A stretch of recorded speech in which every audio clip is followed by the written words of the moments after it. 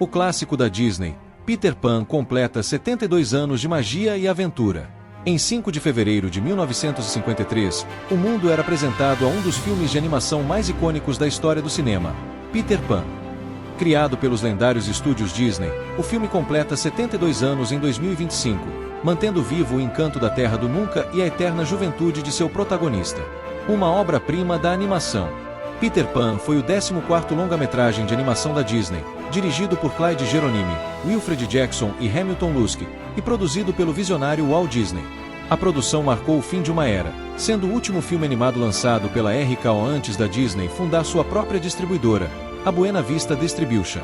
O filme também teve sua importância reconhecida no cenário internacional, sendo inscrito no prestigiado Festival de Cinema de Cannes de 1953. Uma história que transcende gerações. Baseado na peça teatral de J.M. Barrie, Peter Pan conta a história de um menino que se recusa a crescer e vive na mágica Terra do Nunca. Acompanhado pela Fada Sininho, Peter leva Wendy, João e Miguel Darling para uma aventura inesquecível, onde enfrentam o temido Capitão Gancho e seus piratas. Legado e impacto cultural. Ao longo de 7 décadas, Peter Pan cativou o público de todas as idades, tornando-se um clássico atemporal da Disney. A animação inovadora, os personagens memoráveis e a trilha sonora encantadora contribuíram para o sucesso do filme, que continua a inspirar novas gerações. Expansão do universo.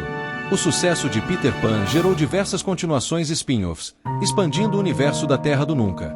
Em 2002, foi lançada a sequência Return to Neverland, De Volta à Terra do Nunca, que deu continuidade à história original. A partir de 2008, a Disneyton Studios produziu uma série de prequelas diretas para DVD, com foco na personagem Sininho, Tinkerbell, explorando suas aventuras na Terra do Nunca antes dos eventos do filme original. Em 2023, foi lançado o filme Peter Pan e Wendy, um live-action da clássica animação. Curiosidades.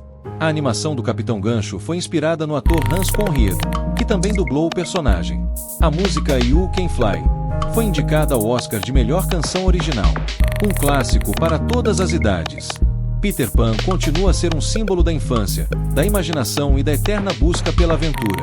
Com sua mensagem atemporal sobre a importância de acreditar em si mesmo e nunca perder a criança interior, o filme permanece como um tesouro da animação e um legado duradouro da Disney.